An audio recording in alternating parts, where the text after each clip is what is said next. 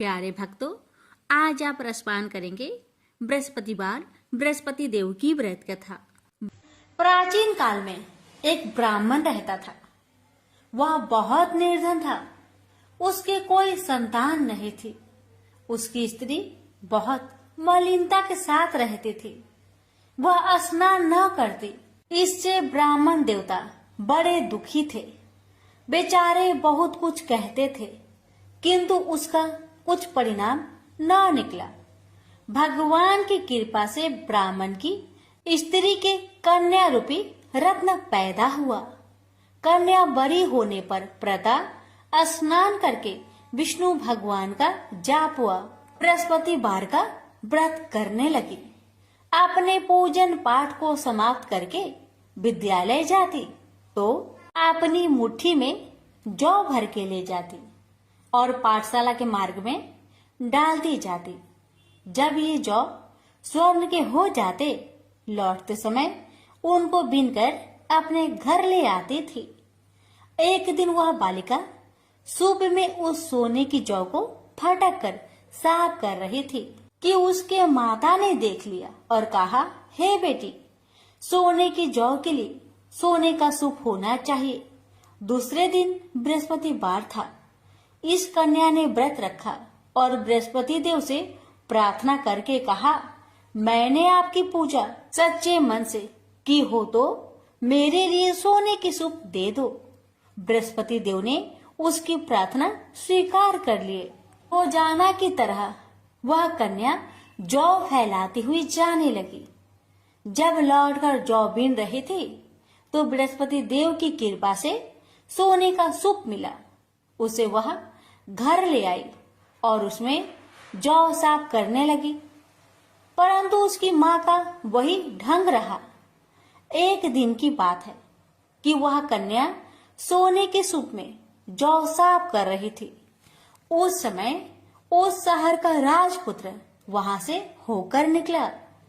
इस कन्या के रूप और कार्य को देखकर मोहित हो गया तथा अपने घर आकर भोजन तथा जल त्याग कर उदास होकर लेट गया।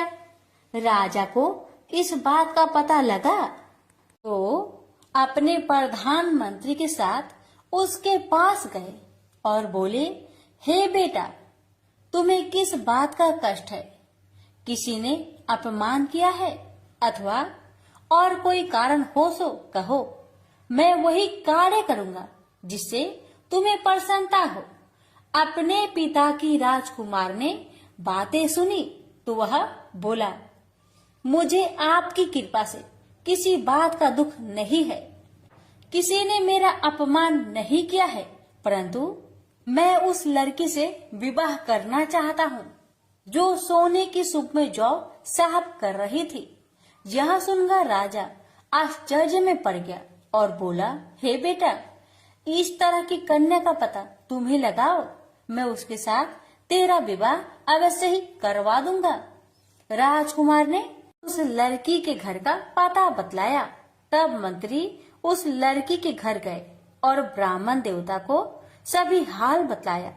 ब्राह्मण देवता राजकुमार के साथ अपनी कन्या का विवाह करने के लिए तैयार हो गए तथा विधि विधान के अनुसार ब्राह्मण की कन्या का विवाह राजकुमार के साथ हो गया।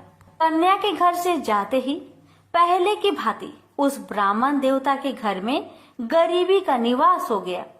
अब भोजन के लिए भी अन्न बड़ी मुश्किल से मिलता था। एक दिन दुखी होकर ब्राह्मण देवता अपनी पुत्र के पास गए। बेटी ने पिता की दुखी अवस्था को देखा और अपनी माँ का हाल पूछा। तब ब्राह्मण ने सभी हाल कहा। कन्या ने बहुत सा धन देकर अपने पिता को विदा कर दिया। इस तरह ब्राह्मण का कुछ समय सुखपूर्वक व्यतीत हुआ। कुछ दिन बाद फिर वही हाल हो गया। ब्राह्मण फिर अपनी कन्या के यहाँ गया और सारा हाल कहा तो लड़की बोली, हे पिताजी, आप माताजी को यहाँ लेवा लाओ। मैं उसे विधि बता दूंगी जिससे गरीबी दूर हो जाए। वह ब्राह्मण देवता अपनी स्त्री को साथ लेकर पहुँचे तो अपनी माँ को समझाने लगी, हे माँ, तुम प्रातःकाल प्रथम स्नान आदि करके विष्णु भगवान का पूजन करो तो सब दरिद्रता दूर हो जाएगी। परंतु उसकी माँ ने एक भी बात नहीं मानी और प्रातःकाल उठकर अपनी पुत्री की बच्चों की जूठन को खा लिया। इससे उसकी पुत्री को बहुत गुस्सा आया और एक रात को कोठरी से सभी सामान निकाल दिया और अपनी माँ को उसमें बंद कर दिया। प्रातःकाल उसे निकाला तथा स्नान आदि करा के पाठ करवाया तो उसकी माँ की बुद्धि ठीक हो गई और फिर प्रत्येक बृहस्पतिवार को व्रत रखने लगी। इस व्रत के प्रभाव से उसके माँ बाप बहुत ही धनवान और पुत्रवान हो गए और बृहस्पति जी के प्रभाव से इस लोक के सुख भोग कर स्वर्ग को प्राप्त हुए। भी मिलकर बोलिए, विष्णु भगवान की जय। प्राचीन काल की बात है। किसी राज्य में एक बड़ा प्रतापी और दानी राजा राज्य करता था। वह हर गुरुवार को व्रत रखकर दीन दुखियों की मदद करके पुण्य प्राप्त करता था। परंतु ये बात उसकी रानी को अच्छी नहीं लगती थी। वह न तो व्रत करती थी और न ही दान पुण्य में विश्वास रखती थी। इतना ही नहीं, वह राजा को भी ऐसा करने से मना करती थी। एक समय की बात है। राजा शिकार खेलने के लिए वन में गए। घर पर रानी और दासी थी। उसी समय गुरु बृहस्पति देव साधु का रूप धारण कर राजा के दरवाजे पर भिक्षा मांगने आए। साधु ने जब रानी से भिक्षा मांगी तो वह कहने लगी, हे साधु महाराज, मैं इस दान और पुण्य से तंग आ गई हूँ। आप कोई ऐसा उपाय बताएं जिससे कि सारा धन नष्ट हो जाए और मैं आराम से रह सकूं। इतना सुनकर बृहस्पति देव ने कहा, हे देवी, तुम बड़ी विचित्र हो। संतान और धन से कोई दुखी होता है। अगर अधिक धन है तो उसे शुभ कार्यों में लगाओ, कुंवारी कन्याओं का विवाह कराओ, विद्यालय और बाग बगीचे का निर्माण कराओ, जिससे तुम्हारे दोनों लोग सुधरे। परंतु साधु की इन बातों से रानी को खुशी नहीं हुई। उसने कहा कि मुझे ऐसे धन की आवश्यकता नहीं है जिसे मैं दान दूं और जिसे संभालने में मेरा सारा समय नष्ट हो जाए। तब साधु ने कहा, अगर तुम्हारी ऐसी इच्छा है तो मैं जैसा तुम्हें बताता हूँ तुम वैसा ही करना। गुरुवार के दिन तुम घर को गोबर से लिपना, अपने बालों को पीली मिट्टी से धोना, राजा से हजामत बनाने को कहना, भोजन में मांस मदिरा का प्रयोग करना, कपड़े धोबी के यहाँ धुलने देना। इस प्रकार 7 बृहस्पतिवार करने से तुम्हारा समस्त धन नष्ट हो जाएगा। इतना कहकर साधु के रूप में बृहस्पति देव अंतर ध्यान हो गए। साधु के अनुसार कई बातों को पूरा करते हुए रानी को केवल 3 बृहस्पतिवार ही बीते थे कि उसकी समस्त धन संपत्ति नष्ट हो गई। भोजन के लिए राजा का परिवार तरसने लगा। तब एक दिन राजा ने रानी से बोला कि हे रानी, तुम यहीं रहो, मैं दूसरे देश को जाता हूँ, क्योंकि यहाँ पर सभी लोग मुझे जानते हैं, इसलिए मैं कोई छोटा कार्य नहीं कर सकता। ऐसा कहकर राजा दूसरे देश चला गया। वहाँ वह जंगल से लकड़ी काट कर लाता और शहर में बेचता। इस तरह वह अपना जीवन व्यतीत करने लगा। इधर राजा के परदेश जाते ही रानी और दासी दुखी रहने लगी।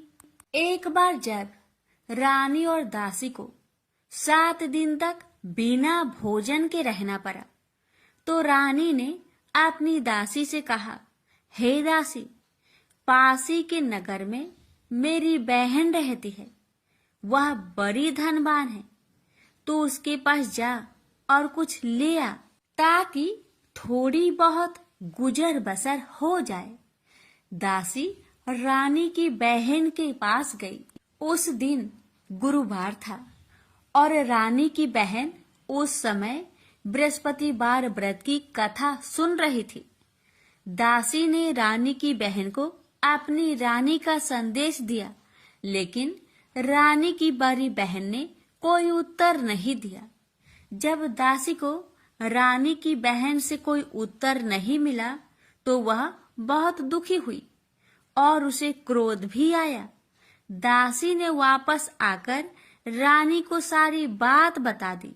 ये सुनकर रानी ने अपने भाग्य को कोसा। उधर रानी की बहन ने सोचा कि मेरी बहन की दासी आई थी, परंतु मैं उससे नहीं बोली, इससे वह बहुत दुखी हुई होगी। कथा सुनकर और पूजा समाप्त करके वह अपनी बहन के घर आई और कहने लगी, हे बहन, मैं बृहस्पतिवार का व्रत कर रही थी, तुम्हारी दासी मेरे घर आई थी, परंतु जब तक कथा होती है तब तक ना तो उठते हैं और ना ही बोलते हैं, इसलिए मैं नहीं बोली। बताओ दासी, क्यों आई थी? रानी बोली, बहन, तुमसे क्या छिपाऊं? हमारे घर में खाने तक को अनाज नहीं था। ऐसा कहते कहते रानी की आंखें भर आई। उसने दासी समेत पिछले 7 दिनों से भूखे रहने तक की बात अपनी बहन को विस्तार पूर्वक सुना दी। रानी की बहन बोली, देखो बहन, भगवान बृहस्पति देव सबकी मनोकामना को पूर्ण करते हैं। देखो, शायद तुम्हारे घर में अनाज रखा हो। पहले तो रानी को विश्वास नहीं हुआ, पर बहन के आग्रह करने पर उसने अपनी दासी को अंदर भेजा, तो उसे सचमुच अनाज से भरा एक घड़ा मिल गया। यह देखकर दासी को बड़ी हैरानी हुई। दासी रानी से कहने लगी, हे रानी, जब हमको भोजन नहीं मिलता तो हम व्रत ही तो करते हैं, इसलिए क्यों न इनसे व्रत और कथा की विधि पूछ ली जाए, ताकि हम भी व्रत कर सके। तब रानी ने अपनी बहन से बृहस्पतिवार व्रत के बारे में पूछा। उसकी बहन ने बताया, बृहस्पतिवार के व्रत में चने की दाल और मुनक्का से विष्णु भगवान का केले के जड़ में पूजन करे तथा दीपक जलाए, व्रत कथा सुने और पीला भोजन ही करे। इससे बृहस्पति देव प्रसन्न होते हैं। व्रत और पूजन विधि बताकर रानी की बहन अपने घर लौट आई। 7 दिन के बाद जब गुरुवार आया तो रानी और दासी ने व्रत रखा। घुड़सार में जाकर चना और गुड़ लेकर आई। फिर उससे केले की जड़ तथा विष्णु भगवान का पूजन किया। अब पीला भोजन कहाँ से आए? इस बात को लेकर दोनों बहुत दुखी थे।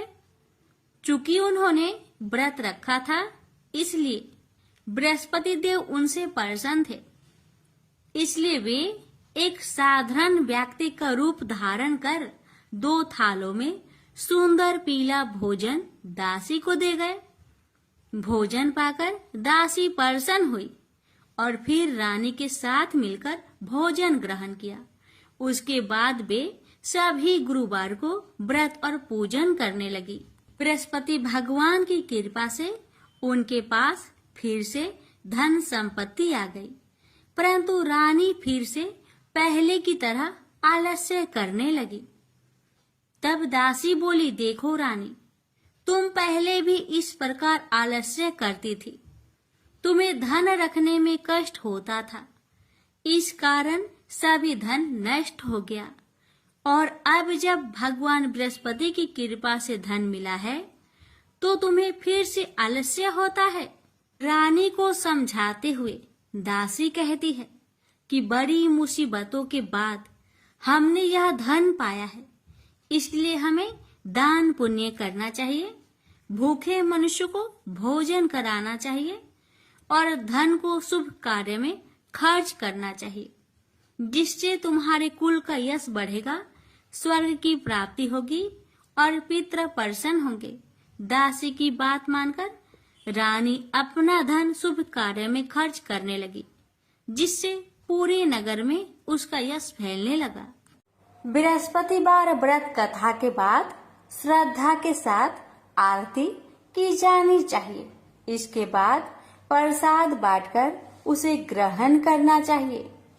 एक दिन राजा दुखी होकर जंगल में एक पेड़ के नीचे आसन जमाकर बैठ गया। वह अपनी दशा को याद करके व्याकुल होने लगा। बृहस्पतिवार का दिन था। एकाएक उसने देखा कि निर्जन वन में एक साधु प्रकट हुए। वह साधु भेष में स्वयं बृहस्पति देवता थे। लकड़हारे के सामने आकर बोले, हे लकड़हारे, इस सुनसान जंगल में तू चिंता मग्न क्यों बैठा है? लकड़हारे ने दोनों हाथ जोड़कर प्रणाम किया और उत्तर दिया, महात्मा जी, आप सब कुछ जानते हैं, मैं क्या कहूँ? यह कहकर रोने लगा और साधु को अपनी आत्मकथा सुनाई। महात्मा जी ने कहा, तुम्हारी स्त्री ने बृहस्पति के दिन बृहस्पति भगवान का निरादर किया है, जिसके कारण रुष्ट होकर उन्होंने तुम्हारी यह दशा कर दी। अब तुम चिंता को दूर करके मेरे कहने पर चलो तो तुम्हारे सब कष्ट दूर हो जाएंगे और भगवान पहले से भी अधिक संपत्ति देंगे। तुम बृहस्पतिवार के दिन कथा किया करो। 2 पैसे के चने मुनक्का लाकर उसका प्रसाद बनाओ और शुद्ध जल से लोटे में शक्कर मिलाकर अमृत तैयार करो। कथा के पश्चात अपने सारे परिवार और सुनने वाले प्रेमियों में अमृत व प्रसाद बांटकर आप भी ग्रहण करो। ऐसा करने से भगवान तुम्हारी सब मनोकामनाएं पूरी करेंगे। साधु के ऐसे वचन सुनकर लकड़हारा बोला, हे प्रभु, मुझे लकड़ी बेचकर इतना पैसा नहीं मिलता जिससे भोजन के उपरांत कुछ बचा सकूं। मैंने रात्रि में अपने स्त्री को व्याकुल देखा है और मेरे पास कुछ भी नहीं जिससे मैं उसकी खबर मंगा सकूं। साधु ने कहा, हे लकड़हारे, तुम किसी बात की चिंता मत करो। बृहस्पति के दिन तुम रोजाना की तरह लकड़ियां लेकर शहर को जाओ।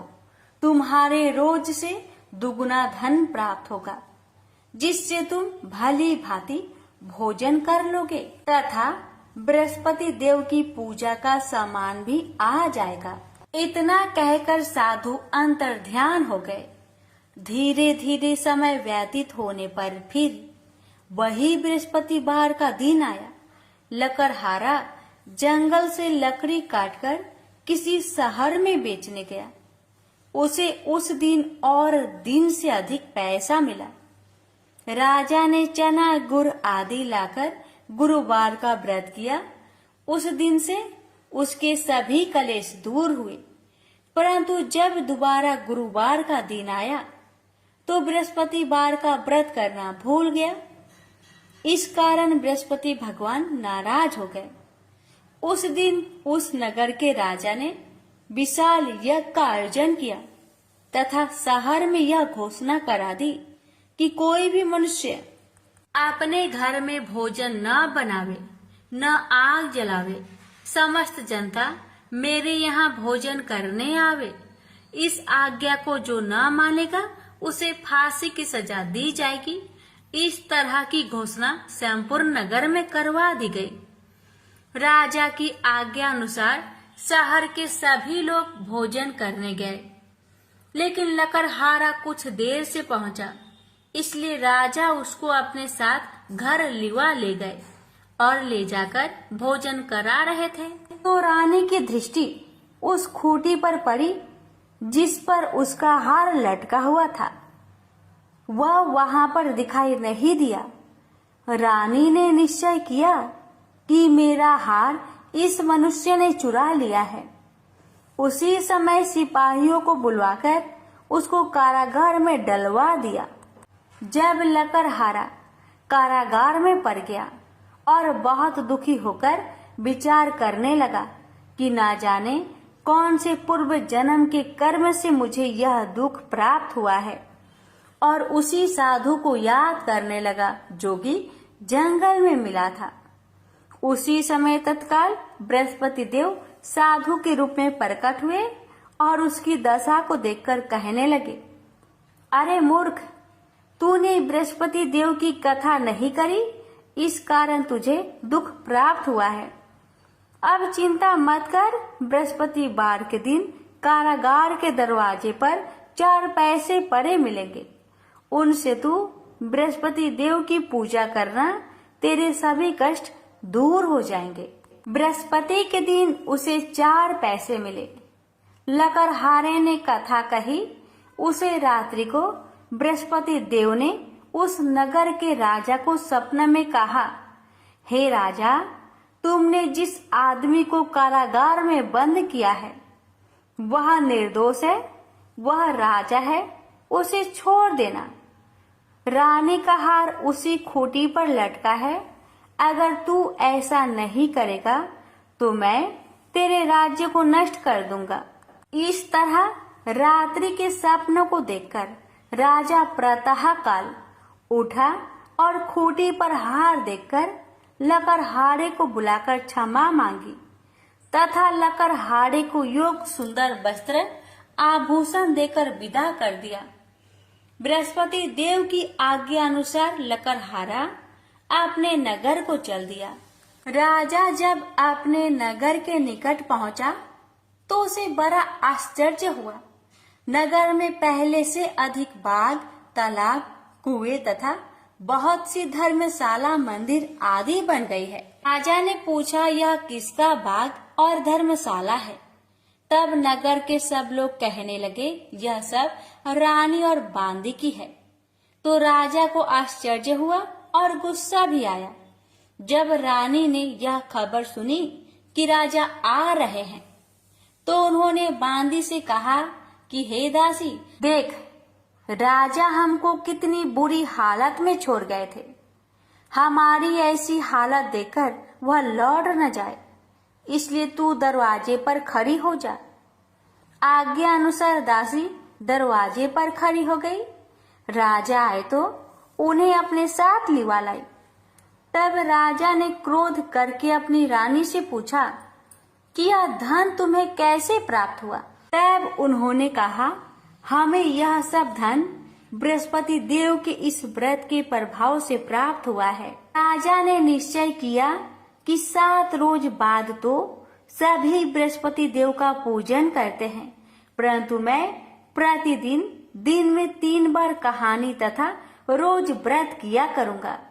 अब हर समय राजा ने दुपट्टे में चने की दाल बांधी रहती तथा दिन में 3 बार कहानी कहता। एक रोज राजा ने विचार किया कि चलो अपनी बहन के यहाँ हो आवे। इस तरह निश्चय कर राजा घोड़े पर सवार हो अपनी बहन के यहाँ को चलने लगा। मार्ग में उसने देखा कि कुछ आदमी एक मुर्दे को लिए जा रहे हैं। उन्हें रोककर राजा कहने लगा, अरे भाइयों, मेरी बृहस्पति देव की कथा सुन लो। वे बोले, लो, हमारा तो आदमी मर गया है, इसको अपनी कथा की परी है। परंतु कुछ आदमी बोले, अच्छा कहो, हम तुम्हारी कथा भी सुनेंगे। राजा ने दाल निकाली और जब कथा आधी हुई थी कि मुर्दा हिलने लग गया, और जब कथा समाप्त हो गई तो राम राम करके मनुष्य उठकर खड़ा हो गया। आगे मार्ग में उसे एक किसान खेत में हल चलाता मिला। राजा ने उसे देख और उससे बोले, अरे भैया, तुम मेरी बृहस्पतिवार की कथा सुन लो। किसान बोला, जब तक मैं तेरी कथा सुनूंगा तब तक 4 हरैया जोत लूंगा। जा अपनी कथा किसी और को सुनाना। इस तरह राजा आगे चलने लगा। राजा के हंसते ही बैल पछाड़ खाकर गिर गए तथा किसान के पेट में बड़ी जोर का दर्द होने लगा। उस समय उसकी माँ रोटी लेकर आई। उसने जब यह देखा तो अपने पुत्र से सब हाल पूछा और बेटे ने भी सभी हाल कह दिया। तो बुढ़िया दौड़ी दौड़ी उस घोड़ सवार के पास गई और उससे बोली कि मैं तेरी कथा सुनूंगी, तू अपनी कथा मेरे खेत पर चलकर ही कहना। राजा ने बुढ़िया के खेत पर जाकर कथा कही। इसके सुनते ही वह बैल उठ खड़ा हुई तथा किसान के पेट का दर्द भी बंद हो गया। राजा अपनी बहन के घर पहुंचा। बहन ने भाई की खूब मेहमानी की। दूसरे रोज प्रातःकाल राजा जागा तो वह देखने लगा कि सब लोग भोजन कर रहे हैं। राजा ने अपनी बहन से कहा, ऐसा कोई मनुष्य है जिसने भोजन नहीं किया हो? मेरी बृहस्पतिवार की कथा सुन ले। बहन बोली, हे भैया, यह देश ऐसा ही है कि पहले यहाँ लोग भोजन करते हैं, बाद में अन्य काम करते हैं। अगर कोई पड़ोस में हो तो देख आऊं। वह ऐसा कहकर देखने चली गई, परंतु उसे कोई ऐसा व्यक्ति नहीं मिला जिसने भोजन न किया हो। अतः वह एक कुम्हार के घर गई जिसका लड़का बीमार था। उसे मालूम हुआ कि उनके यहाँ 3 रोज से किसी ने भोजन नहीं किया है। रानी ने अपने भाई की कथा सुनने के लिए कुम्हार से कहा। वह तैयार हो गया। राजा ने जाकर बृहस्पतिवार की कथा कही, जिसको सुनकर उसका लड़का ठीक हो गया। अब तो राजा की प्रशंसा होने लगी। एक रोज राजा ने अपनी बहन से कहा कि हे बहन, हम अपने घर को जाएंगे, तुम भी तैयार हो जाओ। राजा की बहन ने अपनी सास से कहा।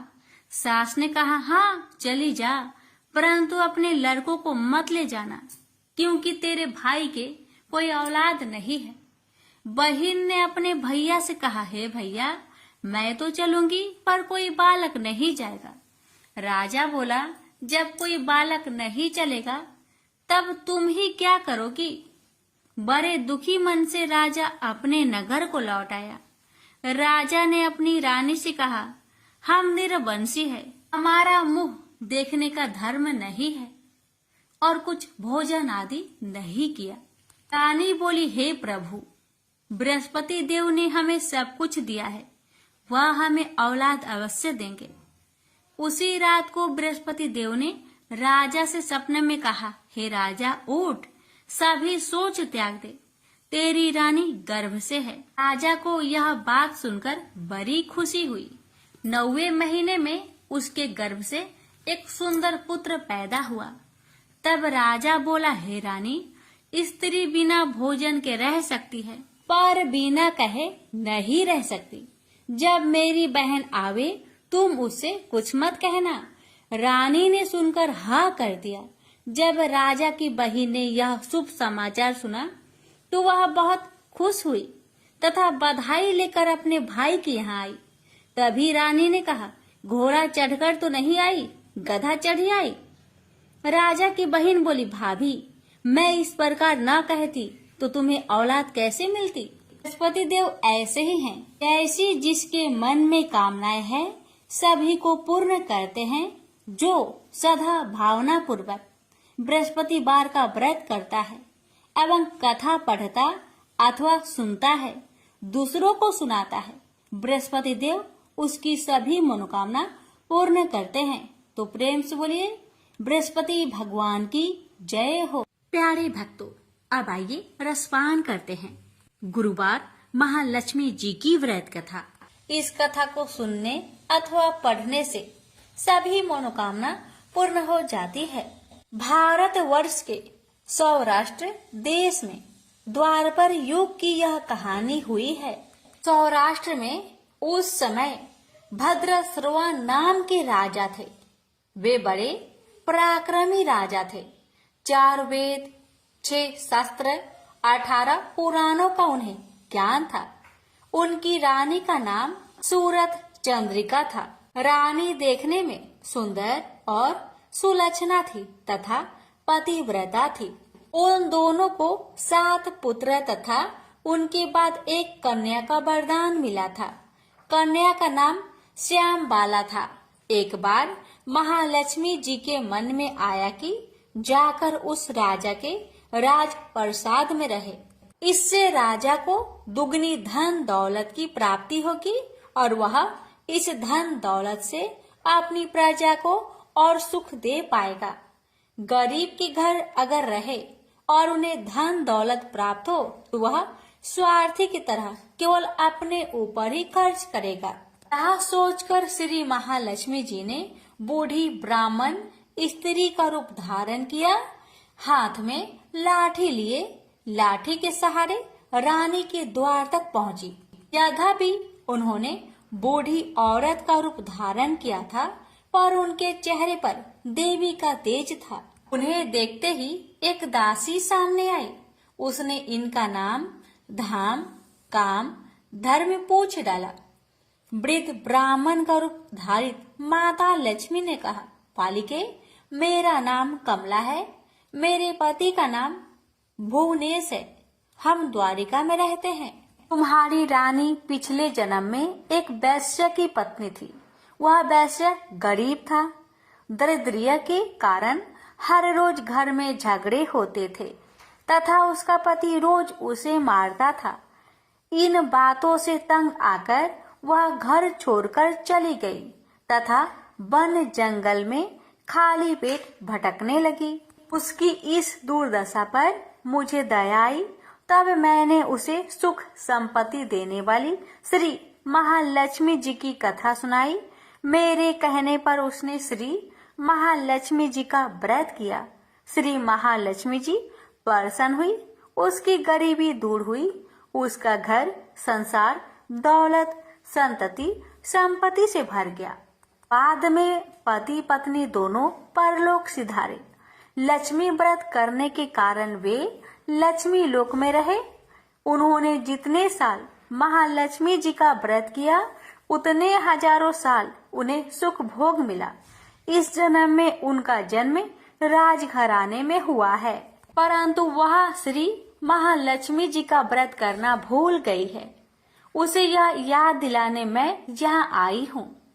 बुढ़िया की बातें सुनकर दासी ने उन्हें प्रणाम किया तथा श्री महालक्ष्मी जी का व्रत किस तरह किया जाए इस बारे में पूछा। बुढ़िया रूप धारण किए हुए श्री महालक्ष्मी माता ने दासी को पूजा की विधि तथा महिमा बताई। इसके बाद वह दासी माता को प्रणाम कर रानी को बताने अंदर चली गई।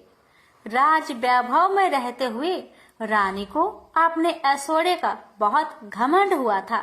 संपत्ति तथा अधिकार के वजह से वह उन्मत्त हो गई थी। दासी द्वारा बताई गई बुढ़िया की बातें सुनकर वह आग बबूला हो गई और राज द्वार पर आकर बुढ़िया रूपी श्री महालक्ष्मी पर बरस पड़ी। उसे यह मालूम नहीं था कि श्री महालक्ष्मी माता बुढ़िया का रूप धारण किए द्वार तक आई हैं, परंतु रानी का इस कदर रुख बर्ताव तथा अपना अनादर देखकर माता ने वहां ठहरना ठीक ना समझा। वे वहां से चल पड़ी। राह में उन्हें राजकुमारी श्यामबाला मिली। उन्होंने श्यामबाला को सारी बात बताई। श्यामबाला ने अपनी ओर से श्री महालक्ष्मी माता से क्षमा मांगी। माता को उस पर दया आई। उन्होंने श्यामबाला को श्री महालक्ष्मी व्रत के बारे में बताया। उस दिन अगहन यानी मार्गशीर्ष माह का पहला गुरुवार था। श्याम बाला ने परम श्रद्धा से श्री महालक्ष्मी जी का व्रत रखा। फल स्वरूप राजा सिद्धेश्वर के सुपुत्र मालाधर से उसका विवाह हुआ। वह धन दौलत ऐश्वर्य वैभव से माला माल हो गई। पति के साथ ससुराल में आनंद से दिन बिताने लगी। इधर श्री महालक्ष्मी का रानी पर प्रकोप हुआ। फलस्वरूप राजा भद्रसर्वा का राज्य एवं राज कारोबार नष्ट हो गया, जहाँ तक कि खाने की लाले पड़ गए। ऐसी हालात में एक दिन रानी ने राजा से निवेदन किया, हमारा दामाद इतना बड़ा राजा है, धनवान है, ऐश्वर्यशाली है, क्यों ना उसके पास जाए, अपना हाल उसे बताए, वह जरूर हमारी मदद करेगा। इस बात पर राजा भद्रसर्वा दामाद के पास रवाना हुए।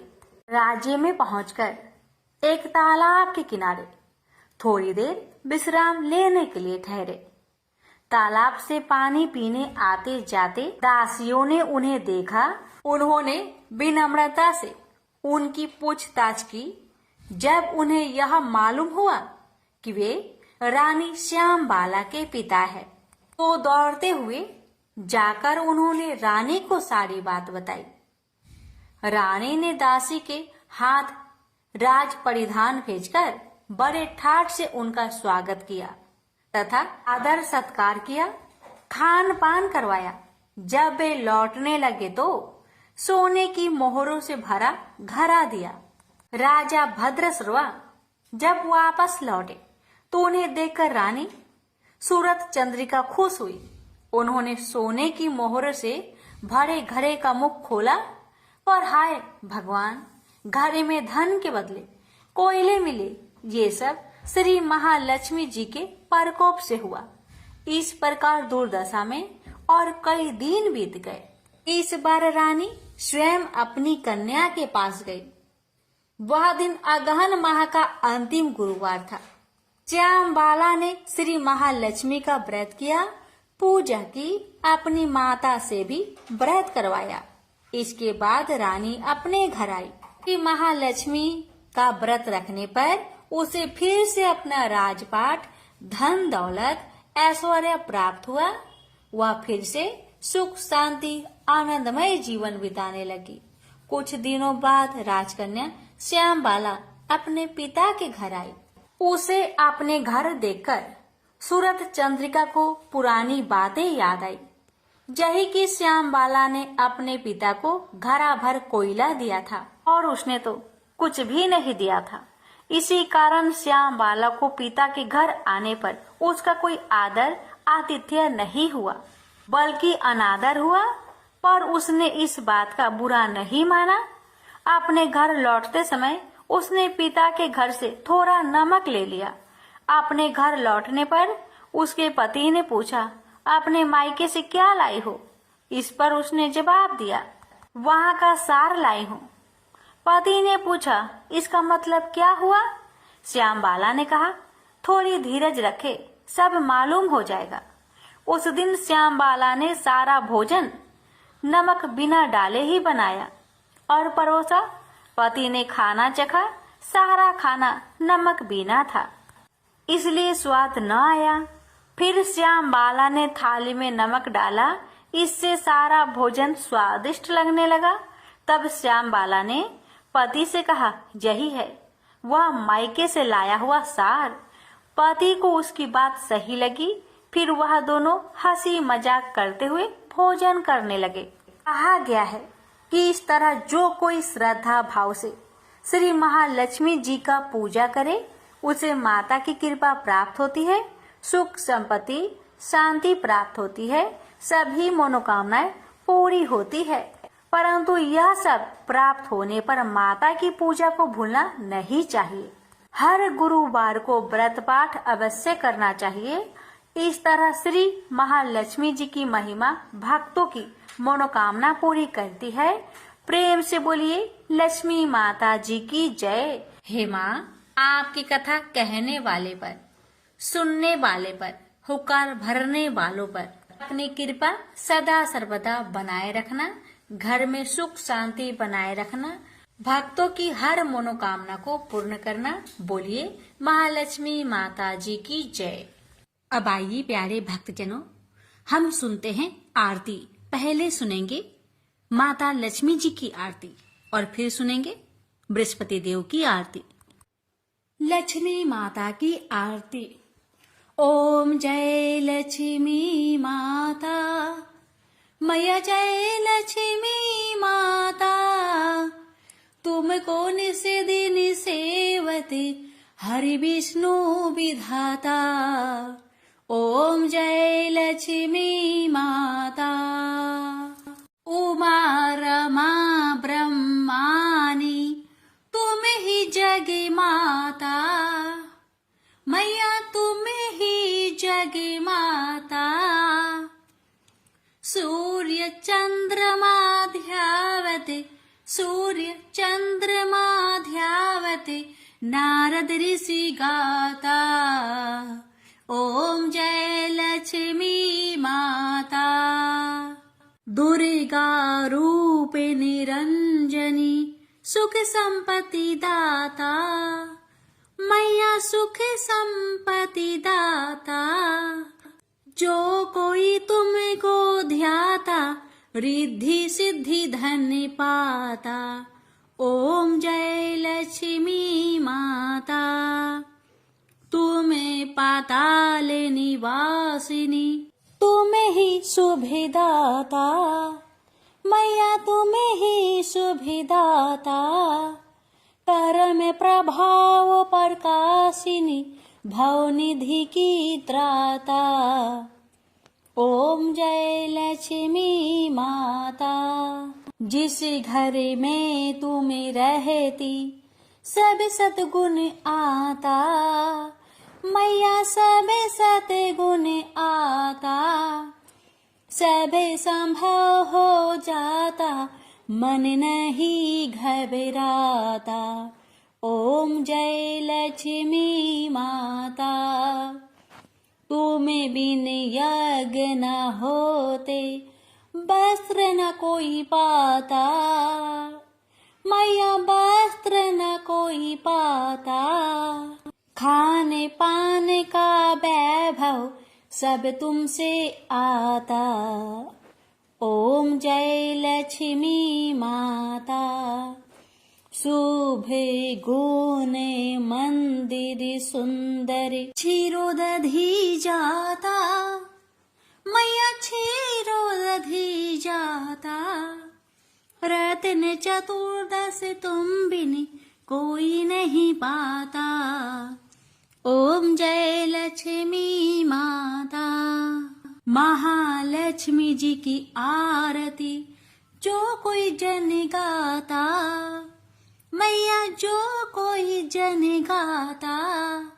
उरे आनंद समाता, पाप उतर जाता। ओम जय लक्ष्मी माता।